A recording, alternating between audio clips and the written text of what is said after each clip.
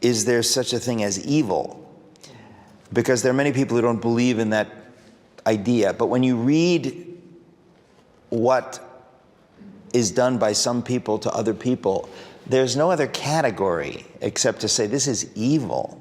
Yeah. This is evil. And it's hard to say why we know that, but we know that. It's so horrifying that it goes beyond error, mistake, bad. There's something deeply evil.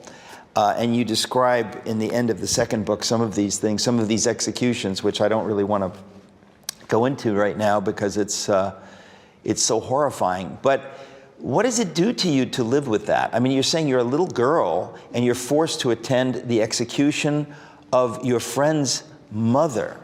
Mm. How are you supposed to behave in a moment like this? So, I mean, the fact that you can be depressed or traumatized, to me, that's a definition of privilege. Like in North Korea, you don't have the word depression because how can you possibly depress in a socialist paradise? It doesn't give you the word depression to describe that. And now I came to America, I was writing that first book. My agent in New York was asking me, Yeonmi, you need to go to see a therapist. You're traumatized, you have PTSD. And I was like, what's a trauma, right? And she's like, here are the thing Americans do, you know, go talk to somebody.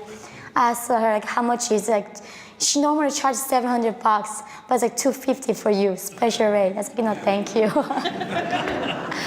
But I mean, you survive. In a country, humans are very resilient. There's so many people go through, you know, even seeing their own mother getting executed and come out of very strong. So I think for me, it was not even a challenge for me. And in North Korea, like, that was a norm, like seeing dead bodies, like looking at a tree.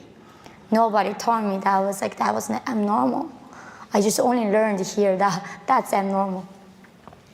So, so your father is taken away, you don't know where he is. At 13, your sister somehow decides to get out. Now, so how did she get out and how did you get out? So into China? We want to escape together. And luckily, we are living in the border town of North Korea. And if you see North Korean pictures, satellite pictures, it's like the darkest place in the world. I keep telling my friends who are very passionate about climate change, like, go to North Korea. We have Earth Day every day. We don't have non-impact whatsoever. We eat insects, you know, we don't butcher cows there. It's a paradise. But because of that darkness, I was able to see the lights coming from China at night. And that's when we got some clue. Maybe if we go to China, we might find a bowl of rice. So when I was escaping from North Korea, I did not escape for freedom. I was escaping for a bowl of rice. Your sister went, you said, a few days before you and your mother. Because I got sick, so I couldn't go. So she left me. Yeah, you were misdiagnosed. Yeah. Because socialist medicine is not perfect, as we've been told. And you were misdiagnosed. You did not have appendicitis, but you were treated for appendicitis. So I was very stomach ache. So my mom took the hospital in North Korea. Literally, nurse inject every patient with one needle. With the same needle? Same needle to every patient. They use beer bottles as a drug. We don't have X-ray machines. We don't have any of that.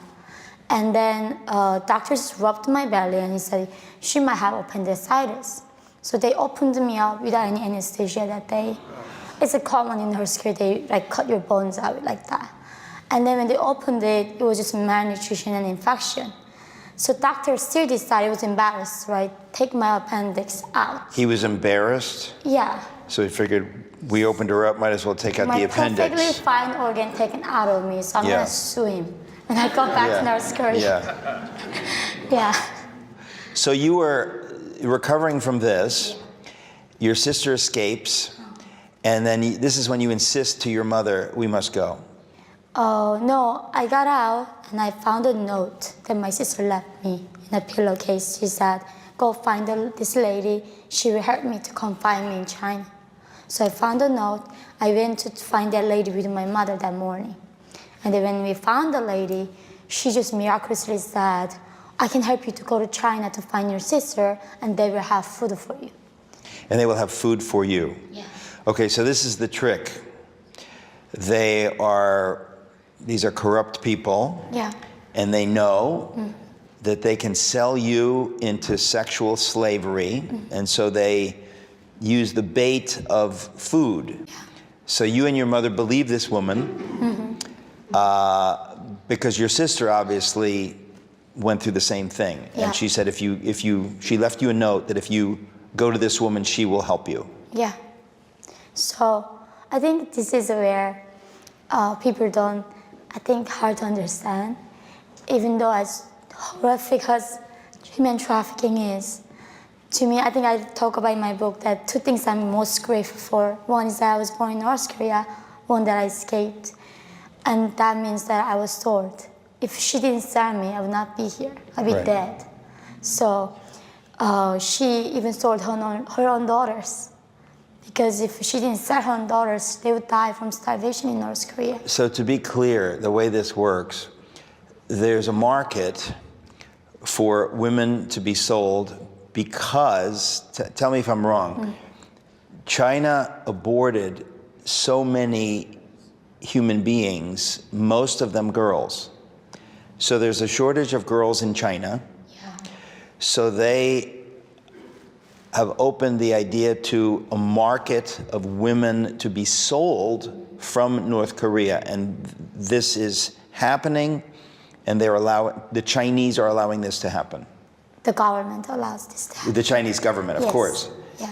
So that is how you and your mother were sold into China. Yeah, so like I said, there are 33 million men in China. 33 million adult men. Not even counting young children that are growing up. That gap gonna keep going up. You mean the gap, you mean? Ratio between men and women. Right. So currently 33 million men in China cannot find wives. Right. And they gotta find somewhere. So they look for sex slavery from North Korea. And the reason why the regime, Chinese government is helping this, if they catch the North Korean women, and then if they were helping us to go to South Korea, we would not be sold there. But they catch us, so we are very vulnerable. So when human traffickers set us, kill us, take our organs out, we have no place to go. So the Chinese government knows this is happening. Yeah. And they're cynically using this. They're not interested in helping someone like you or your mother. They're helping Kim Jong-un. They're helping the dictator. That's a pact they made. So Kim Jong-un learned that defectors escape like me, speak out, expose the regime. Because journalists cannot go to North Korea and just start filming, right? North Korea is it's harder than going to the moon to North Korea right now. We have an easier chance to travel to moon in our lifetime than to visit North Korea as a free people. So he knows that defectors are threats. So it's like catching a Jewish person and sending them to Auschwitz, like that. Chinese regime, there's a slave hunters in China. If you report a North Korean defector, you get money by the CCP. You get rewarded. So people are looking for defectors. So we have to hide.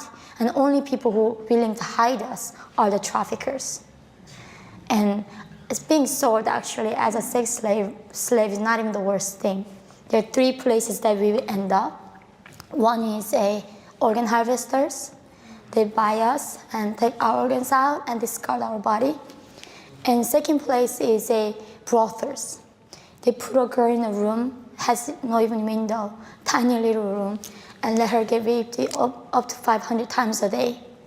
And they last less than 6 months and they die. Last one is where the village men ship in and buy a girl and rape them rotationally, or brothers in the family buy them, rape them. So that's the place we end up, and there are right now 300,000 of them in China. So this is China today. It's continuing right now. During the pandemic, I was so appalled. In Chinese website, like their Google Baidu, It's like Uber Eats. You order a North Korean girl, just few button, and deliver to your door to get killed and get raped by you, right now. There are many people in America making a lot of money off of China and doing business with China, and we never hear these stories. Because of that. The Because of media how does you- not talk about Yeah. what you've just shared. We know Like- you're not making this up. Last year, was my first book that you just have was going to be made into a movie by one of the Hollywood studios producers. And this producer sent me a script. And in the script, it said, China was my promised land. China was protecting me and gave me a refuge. And I called him like, what are you talking about? Like, this is not what happened. And he said, this is the only way we can make a movie about North Korea in Hollywood. That's why there are so many movies about Holocaust, but not even one single movie. There's genocide of Congo, Hotel Rwanda, right? Nobody dared to touch North Korean genocide because of Chinese influence in Hollywood and American mainstream.